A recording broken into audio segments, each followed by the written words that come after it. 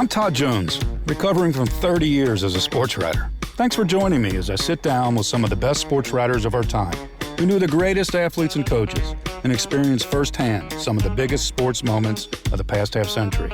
We'll share stories behind the stories, some we've only told each other. Pull up a seat on Press Box Access. Today we're joined by Bob Hunter, who can write a great story and tell one too. He's been my friend and made me laugh since the late 80s, and he covered sports for the Columbus Dispatch for 41 years. He's also written 9 books, the latest a collection of his columns called Players, Teams, and Stadium Ghost, Bob Hunter on Sports. Hey Bob, welcome to the show. How you doing? Doing great. Usually, Bob, when it's you and I talking, that means the lights have come up, the music stopped, and the bartender's saying, go home. Thankfully, today we have listeners, and we appreciate them. What do you say we buy them around? I think that may have happened once or twice. I think we may have been shooed out of the bar once or twice. Hey, a lot of games, a lot of nights, a lot of years together. You're retired now. You retired in 2016. And that's true, and I'm happily retired.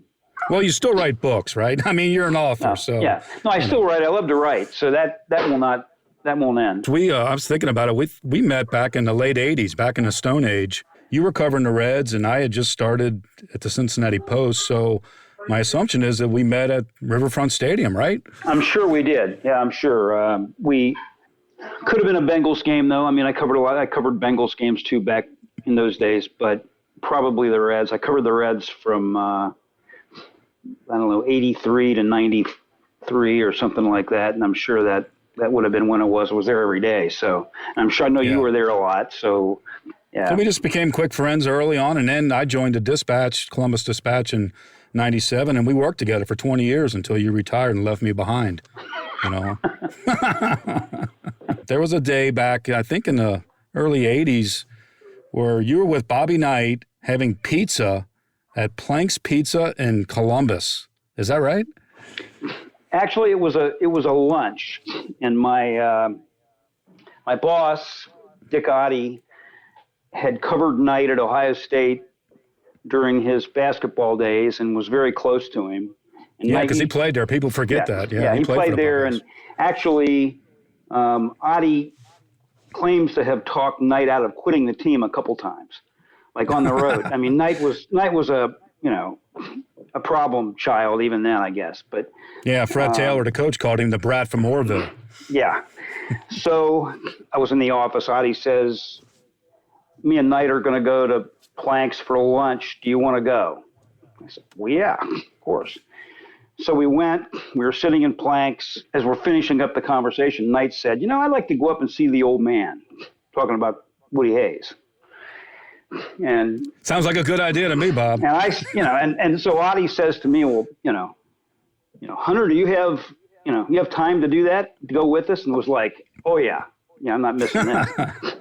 So we went up to Woody's office, which was in the old North facility up there, at Ohio State. Little room, yeah, little concrete block room. We went in there, knocked on the door. Woody was taking a nap. He was thrilled to see Knight. Practice wasn't for 2 or 3 hours or something. He was really thrilled to see Knight. So we go in there. So wait a minute, Woody was still coaching at the time? Oh yeah. Oh, so this is late. This is 77 or 78. Yeah, this is 77, yeah. 78. Okay. And he's coaching. Right. And so we go in there and we sit down in there, and it's just Oddie, me, Knight, and Woody. And it's amazing. We're in there for maybe an hour, and they're talking, they're going on, and Woody is telling military stories. Woody gets on his kick, and he's on this military kick, and he's talking. It's about time for us to leave. And he starts into this story about cracking the German code during World War II, where he served in World War II. Yeah, and so he's given this. He's in this one all over the place with his story, and trying to think of where's this going? What is this? And he gets to the end of this story, and he says, and I wish I could remember the exact sentence, but it was something like, and do you know who the brother-in-law of the guy who cracked the German code in World War II was? Which I thought was like, what? like this is like the most, this is so far out there. And I'm a history minor in college. I mean, I love history. I write books about history. And Knight was a huge history guy too, so, right? Yeah, I mean, they called him the general. That, and then, we all kind of go, oh no, and then Woody says something like John Smith. And then we all go, oh, like that was, Woody just thought this was like the most amazing thing in the world. I'd never heard of whoever it was. And so, okay, well, thanks, Coach. Good to see you. And we walked out the door and we started down the hall. And Knight says, I knew the answer, but I don't want to disappoint the old bastard.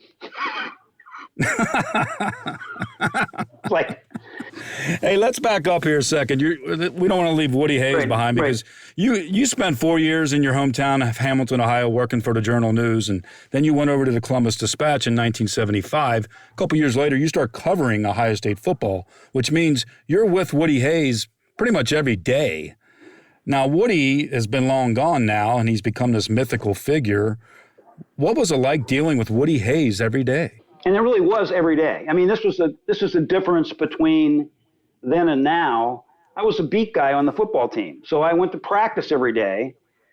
And usually whoever the Citizen Journal guy was there would practice every day. And maybe somebody from AP or UPI or whatever, but it was just 2 or 3 people went to practice every day.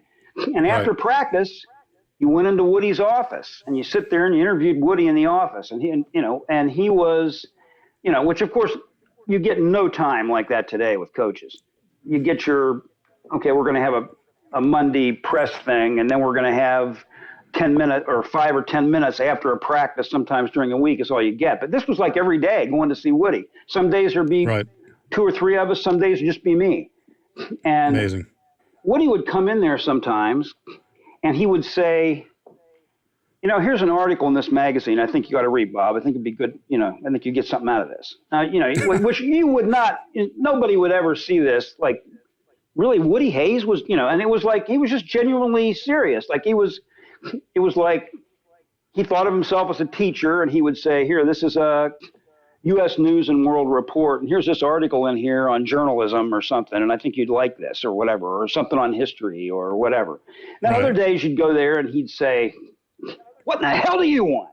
I haven't got time for that. He would just be totally, it was like, one Sunday I was there when nobody was ever around, and he launches into this thing about how we've lynched Richard Nixon. Well, I'm not a crook. I've earned everything I've got.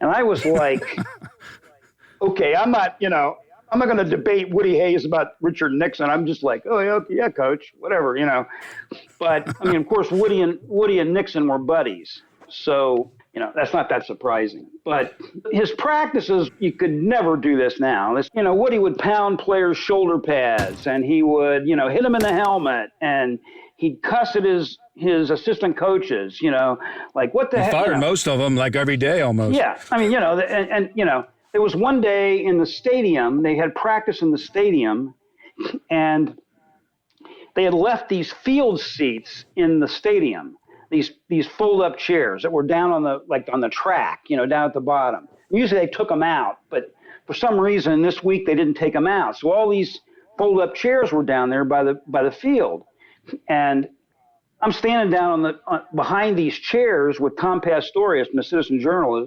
longtime writer, and we're watching practice. We got in there, and Pasty looks at these chairs. We're standing there, and a few of these players are sitting in these chairs. And Pasty says, I don't think the old man's going to like this. I don't think he's going to like this. So sure enough, like they're out there practicing, and there's like an interception or something. And I don't know. I mean, I'm guessing, because Woody was very calculated, I'm guessing that Woody was waiting for the right moment, But there was like an interception, and Woody is out there fuming, and he turns and he looks over there and he sees these guys sitting in these chairs, and he comes over there with his arms flailing, screaming, ah! And these chairs are flying everywhere, Woody just, Bowling pins. Yeah. So, and of course, me and Pasty and I are standing there like, oh my God, I've got to get out. This is unbelievable. I mean, the stories are all true. He would throw his watch down and stomp it, which of course were like $10 watches or something that he bought. Oh, they were props. And yet you were able to talk to him like every day. That's just amazing when you think about it, because again, we don't have a chance to access the coaches and athletes like that today. But in those days, you could just get into this long conversation with guys. Oh, no. And end up talking. I remember when I covered the Bengals and Sam Weiss was the coach, we would end up talking about news of the day and stock market and something that's going on over in Iraq. And they got to know you as people. And I think that helped because they got to trust you and know where you're coming from. You weren't just another face in the crowd. No, I'm really grateful that I covered all this stuff when I did. You covered Woody at the end, though, right? I mean, so you're in the last couple of years. He had the great 10-year war with Bo Schembechler at Michigan. Tell me a little bit about the end of Woody's tenure and his relationship with Bo in Michigan. Well, Bo and Woody actually loved each other. That was the kind of the dirty little secret that people didn't know. I mean, that came out more after they were both not coaching anymore, that they were, that this was really a close relationship. They obviously weren't calling each other and being buddies when they were competing against each other, but they really, really did love each other. I mean, one of my favorite stories about the relationship is the day before Woody died, he had his driver drive him to Dayton, Ohio, just so he could introduce Bo at a luncheon. And obviously Woody wasn't in good health. He died the next day. But he made a point to go all the way over from Columbus to Dayton just to introduce his friend. And like you said, when they were coaching against each other, that couldn't come out. But it was there under the surface, right? It was there under the surface. And I don't know, like the kind of the irascible nature of those guys is part of what made that 10-year war so great, is because there was just all of this intrigue going on Woody knew there were spies over in the Fawcett Center watching his practices. Thought Michigan had spies up there in the building, and they locked the Michigan week. They would lock all the gates down. You couldn't go to practice. I couldn't go to practice during Michigan. In fact, I remember a week when Northwestern was so bad and everybody was just pounding them. And I remember going over there. Awful. They were awful. They were just awful. And it was like, every week was just, 56-0, 48-0, whatever. And I went over there, like, again, on a Sunday. They were playing Northwestern that week. And I said, Coach, I got to ask you about Northwestern. And Woody says, my dad told me if you can't say something good about somebody, don't say anything. It was like, and that was it. Like, it was kind of like, really? Well, he had his principles, right? Yeah.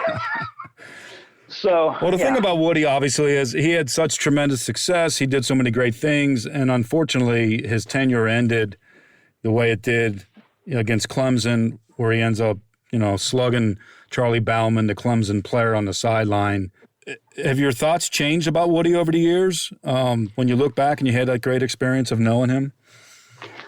No, I mean, it's like I see the downsides of Woody. I see the temper and some of the stuff. He was, as I say, he couldn't get away with a lot of the stuff today that he did then. It was a different era. But after he was out a couple years, and he had this little office up there at OSU still. And one day I was standing in the newsroom at the Dispatch, like late afternoon, like, probably, I hate to say this, but probably getting ready to go next door and have a beer with some reporters or whatever. And I detect a theme here. And somebody in the newsroom there said, "Bob, the phone's for you. It's Coach Hayes." And it was kind of like, Coach Hayes? And I mean, I hadn't talked to him in 2 years or something. And I took the phone, and it was Woody, and he was at Riverside Hospital, I think, and one of his former players was dying. And Woody called me because he said, I can't remember who it was, but so-and-so, great guy, played for me. He's dying. I just want to make sure that, that you guys did a good job for him. He's really, a good human being, and he's got a wife and a family, and I was thinking, like, what? Like, it was just like it was out of the blue. But again, it was like Woody did these things for his former players loved him. The stories of him, helping people get jobs, or helping people, going out of his way for guys who maybe might have been a walk-on his team for 2 years and never played, and he heard the guys down and out, and he's, goes out of his way for him. So, I mean, it's just kind of like, but again, you have the other side of him, which, is the legend of tearing up downs markers and snarling at people, and, You forget that they're, like all of us, they're flawed. They're people, we forget that. And I think sometimes they take on this status. I know, like, you were fortunate with Woody. I had an experience with Bo Schembechler that I'm always going to treasure. He was long after his. First of all, I covered his last game at the Rose Bowl for the Cincinnati Post, so that was a great night.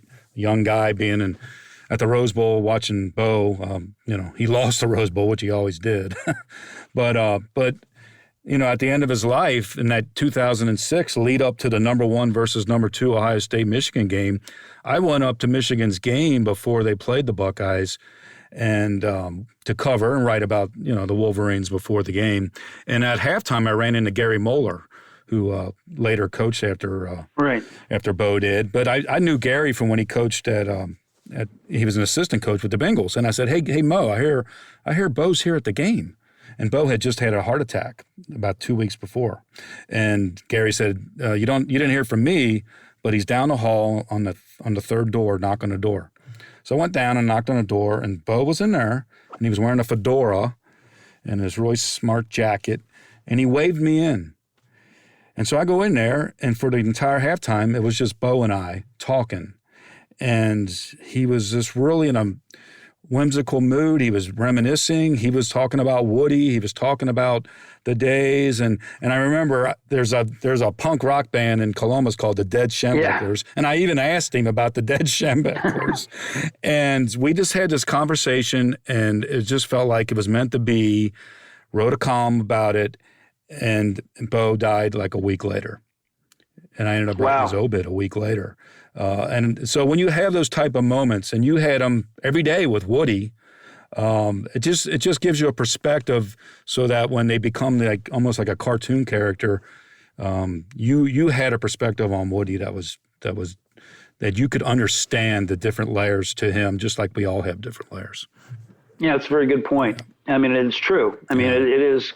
I believe me. Even as a young guy, when I was doing that, I knew this is going to be something I'm always going to remember. You're going to cover a lot of events and a lot of games and a lot of coaches and a lot of athletes. But it was kind of like, okay, I was perceptive enough at that point to say, okay, this is not normal. This is like not just your routine coach who's, doing whatever. I mean, he still is. I mean, he's still got that status even all these years later.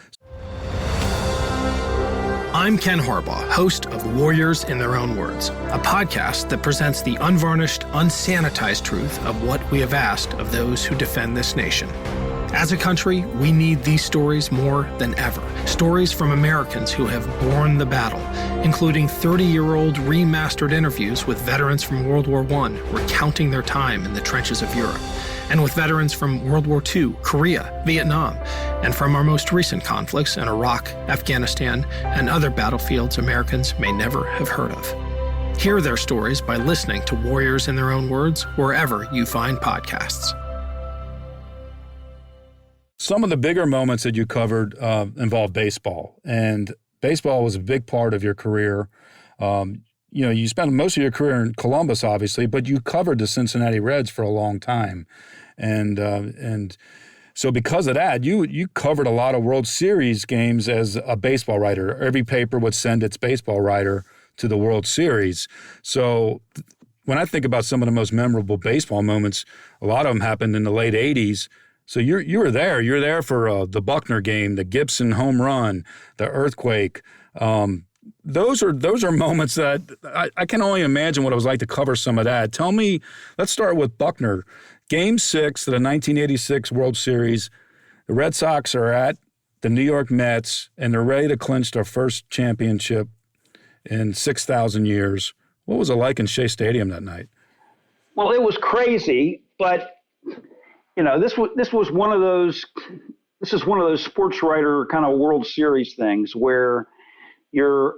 I don't remember where my seat was, but wherever my real seat was, what happens at the World Series, particularly in those old days, was that the press box isn't very big. So the press box, it seats 30 or 40 people or 50 people or something, and you have way more writers than that. So you're right. they do all these auxiliary boxes, somewhere, and I don't remember where I was in an auxiliary box there. Oddly enough, at Fenway, I was in the main box in Fenway, but it wasn't in Shea Stadium. So wherever I was, there was no phones around me, and which was like, okay, I'm going to be on deadline. I got to be near a phone. So I camp in this press room behind the Mets press box. So it's like a very cramped little room with a whole bunch of us in there with TVs. So you can't even see the field. You can't even see the field. Trying to watch. You're watching on TV. I'm watching it on TV in this little cramped because I had the file. I mean, I probably sat and watched the first 6 innings from my seat, wherever that was. But when it got down to, okay, deadline's coming up and I got to start filing these stories, and I had to have access to phones, and there were phones in this press room. So this game, I'll never forget. I mean, for a long time I said this was like the worst night of my life because I had to kept rewriting these stories and filing this. Like I think I wrote this story, like this lead to this, like 4 or 5 times, and file on these phones in this little room, and you got somebody else, you're elbow to elbow with. You've been there, you know what it's like. You're elbow to elbow with these people, and people are yelling at each other and whatever, and you're trying to get this, and that's my phone, give me that phone back. So yeah, I mean, that was this iconic game. I mean, memorable game, but at the Dispatch. And this still exists, I understand. Our old sports editor had this. They had a proof of the page, which was Red Sox win the pennant, win the World Series, because it was like before. Oh yeah, they had to have it made. They had to have it made. I had written this story like in the 9th inning or whatever, and this was before Buckner became the GOAT and the whole thing. And they have this, and then of course, okay, tear that up. Except they saved that because it was like. So so I've always told him, I said, if you ever find that page, I want a copy of that page because it's got my story on right there, and it's saying the Red Sox won, which of course they didn't. So you didn't even get to see it in person. You were back in this tiny little room. No, I was in this tiny little room, and all hell's breaking loose. And like every time something like that happens, it's like the whole, if you're in a press room like that, the whole room erupts in expletives. Like, oh shit, are you kidding me? Because it's like everybody's doing the same thing. You're trying to get this story in, and it's like, oh my God, I just filed that. So yeah, so that was one that I didn't see. The Kirk Gibson home run I did see. So you were at Dodger Stadium in 1988. Yeah, I was at Dodger Stadium. Game 1 of the World Series. And again. This time I had I also had the story written. It was the 9th inning. I had to file this. And Kirk Gibson limps up there. And the swollen right knee. And with 2 out, you talk about a roll of the dice. I told you. What were you thinking? Well, he had no what were you chance. Thinking? You see him limping up. He had no chance. And I thought, my story was fine. It was like, nothing's going to happen here. And he limps up there, and he looks like shit, really. He looks like crap, and that was the only time I can ever remember that. I mean, he hit that home run to win that game, and which of course totally blew up my story on deadline.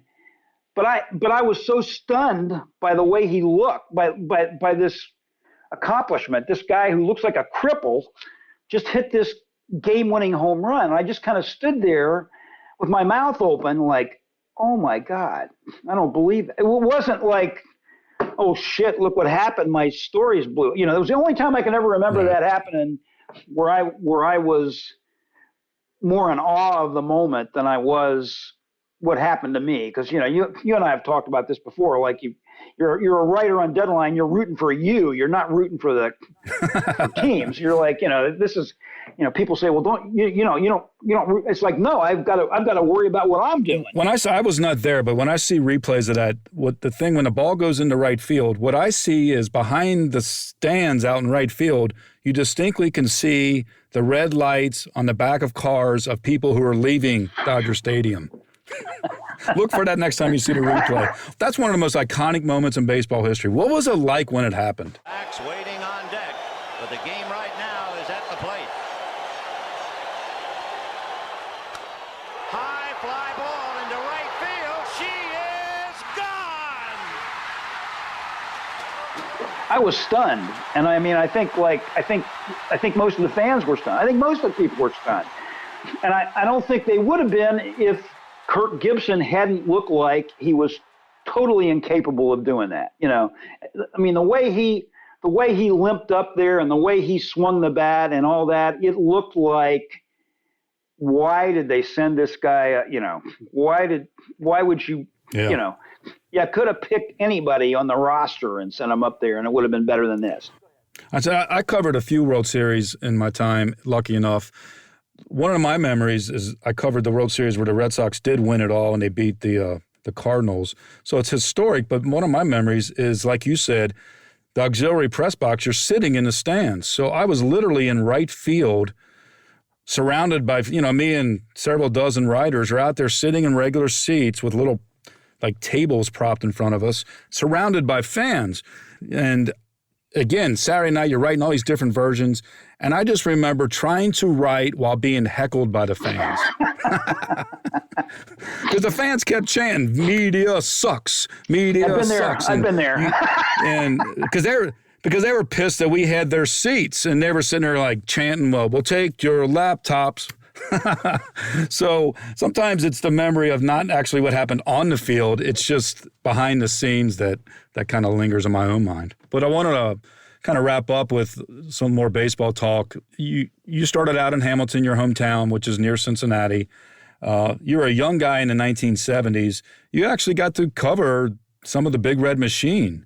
You know, Sparky Anderson, the manager, Bench, Morgan, Perez, Pete Rose. What was that like for a young guy to be around one of the most historic baseball teams in history? Well, I've got to be honest with you. For a while, I was, pretty starstruck. You know, I grew up as a big baseball fan. I, played baseball in high school. I loved baseball, and like the first time you're actually covering this and you're like on the field at the batting cage with all these stars and all this stuff, it's like, wow, this is like unbelievable. I'm in the dugout before the game, and here, Sparky Anderson or whatever. It's like pretty unbelievable.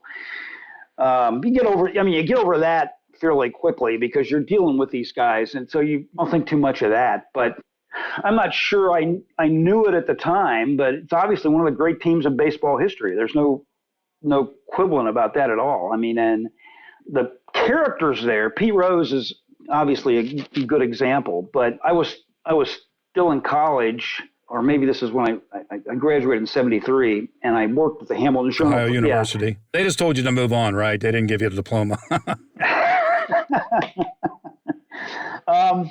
After the Reds lost to the Mets in the playoffs in 73, and that was a series where P. Rose hit a home run, and he shook his fist at the crowd had been jeering him and all that, and he shook his fist at the crowd and all that. So I'm at the Hamilton Journal then, but I've covered a lot of the games.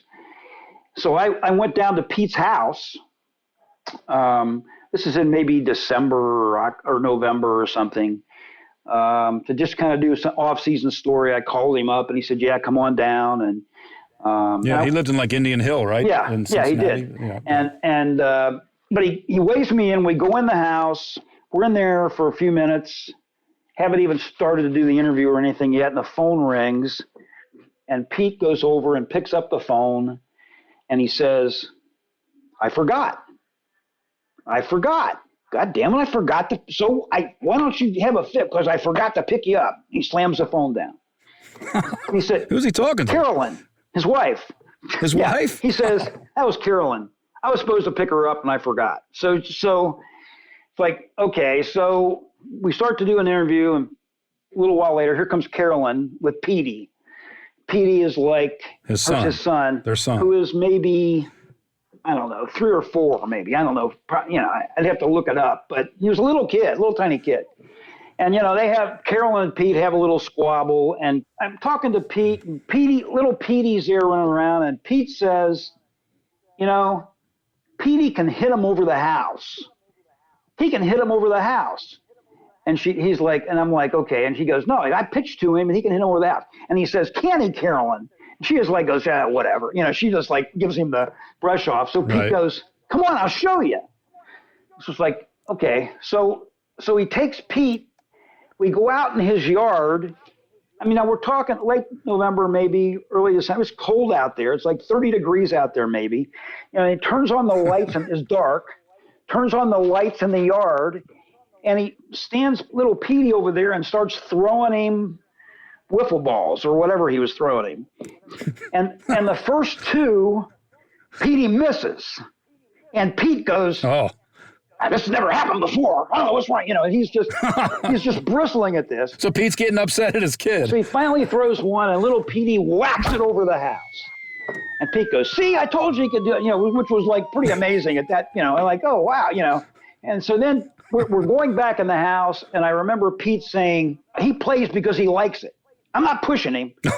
He goes, and then he says, when he goes to high school, he's going to go to Elder, not Western Hills, which Elder, of course, is on out in Price Hill, the area out there, west side is like the Catholic school that had all this athletic powerhouse or whatever. Sports, and Pete went to Western Hills, and and so he was like, he wasn't pushing him, but this like 4-year-old kid was going to go to Elder, So yeah, that's I thought that was pretty amazing. Plays because he likes it. Yeah.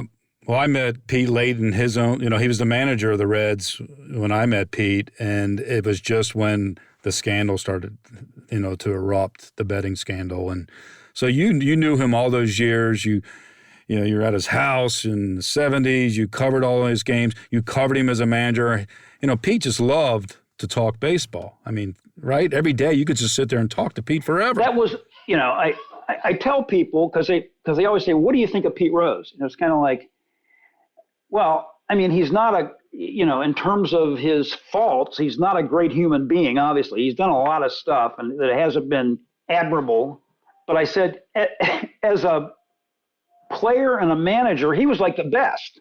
Like when he was the manager, in those days, I had to have, notes, a big notes package before every game. I had to go down there. You'd go down there, you get there 3 hours early or 4 hours early, spend all this time on the field in the manager's office.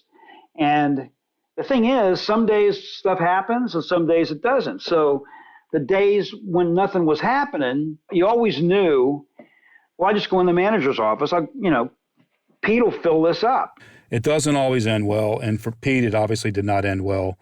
One of the game's greatest players has engaged a variety of acts which have stained the game, and he must now live with the consequences of those acts. And you were there every day. Did you think Pete bet on baseball? Were you surprised when that happened? There's not really a lot about Pete that surprised me. I'm sure I find it hard to believe that Pete would ever bet against his team. Like, I don't believe Pete was doing anything that he thought was wrong. I think Pete thought, so what if I bet on my team? Like, I'm betting on my team, to win or whatever, which I'm almost positive Pete, I would definitely believe that Pete did that. And I think if you look at Pete's record since with the casinos and the whole, Pete's obviously made no secret about the fact that he likes to gamble. So, I think it's sad the way this is all kind of worked out. I think if anybody as a player deserves to be in the Hall of Fame, it would be Pete, But like over the years, when you look at how it just kind of unraveled. Yeah, it's kind of Shakespearean. Yeah, it's kind of just sad. It is sad. Just sad, Because at that moment, it felt like Pete Rose had become a human being. a person who made some really bad mistakes and now was going to pay a heavy price, and his family was being affected, and it was just sad. It just humanized him, and I think if anything, what we talked about today, the idea that Woody Hayes or Bobby Knight or Pete Rose, these guys are humans, and all these people are. They have good things, bad things. They have insecurities, confidence. They're all over the map just like we are as people, and I think that's what I think about when I think about these iconic people. To sum up, have you learned anything when you look back at your own career dealing with all these type of folks? Anything that you take with you now? Well, I think you summed it up pretty well, because I think the difference between what we did, and just fans is that we have had that opportunity to know these people and see these people for all their positives and negatives. When you see these guys and you talk to them, fans don't have that opportunity. So they say, well, so-and-so is my favorite player, and they don't really know, is he a good guy or is he a creep, or what's his, is he a humanitarian or is he a liar, or who is he? And I think that has been, for me, the best part of my career. Like, I look back on people, and I've got a book of old columns called Players, Teams, and Stadium Ghost. And I noticed after I picked these columns to put in this book that a lot of the columns I picked were about players or athletes or coaches that I thought were genuinely good guys. That was something that, well, this guy is a really, he's a good coach, but he's a really good guy, And I think, for example, it's a little bit off topic, but Lamar Hunt was the owner of the Crew, and Lamar Hunt, of course, owned the Kansas City Chiefs, a big oil family, really rich guy.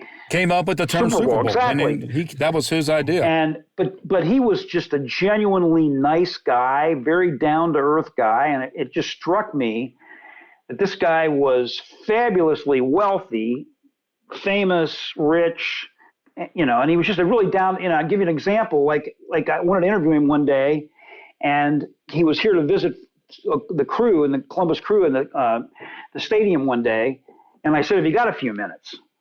And he said, "Bob, I don't." He said, "I've got to get to the airport right now." But he said, "If you want to ride in the car with me out to the airport, I'll, talk to you on the way to the airport." And I said, "Okay." So the Crew had this guy to drive him to the airport, and he said, this guy, Bob's going to come with us.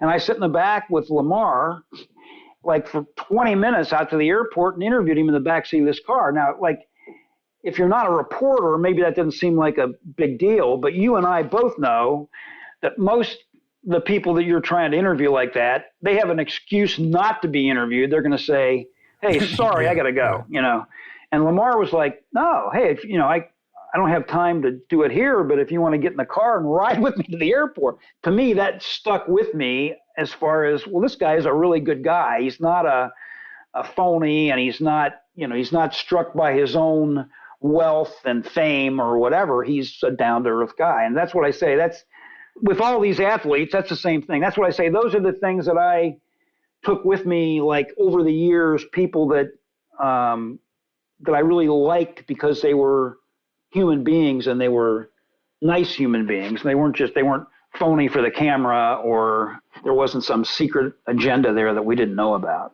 Yeah, I think those folks are the ones who knew what writers and media people were doing. We were the conduits to the fans, to the people who really cared and gave their heart and soul to the athlete or the coach or the team. And so they knew that by talking to us, what they really were doing was talking to the fans, because that's what was most important. So it's been a great way to wrap it up. Bob, I think they flipped the lights on. I think the music has been stopped. Barkeep, I think we better settle the tab here. We've gone on a little while, but it's been great to reminisce and the stories, and I treasure all the moments that we had together. I appreciate your having me, Todd. Thank you. Thanks for listening to Press Box Access. If you've enjoyed this episode, please be sure to subscribe to the show on your favorite podcast app. We'd love for you to review us. 5 stars would be nice. Follow us on social media. Drop us an email. And be sure to spread the word. Everyone is welcomed here. This has been a production of Evergreen Podcasts. A special thank you to executive producers Michael D'Aloia and Gerardo Orlando, producer Sarah Wilgrube, and our audio engineer Dave Douglas. I'm your host, Todd Jones. It's closing time. Rock on.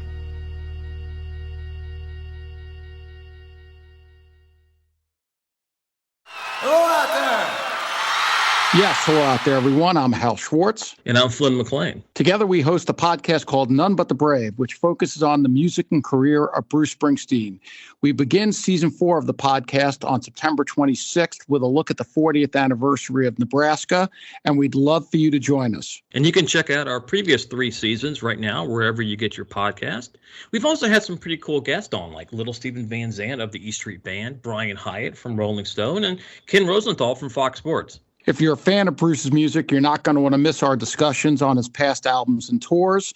And as Bruce begins his first tour in 6 years next year, we will cover it as it happens. And we are very excited about that. Yes, we are. So check out our website, nonebutthebravepodcast.com. And we hope to see you further on up the road. Thank you so much. We'll be seeing you.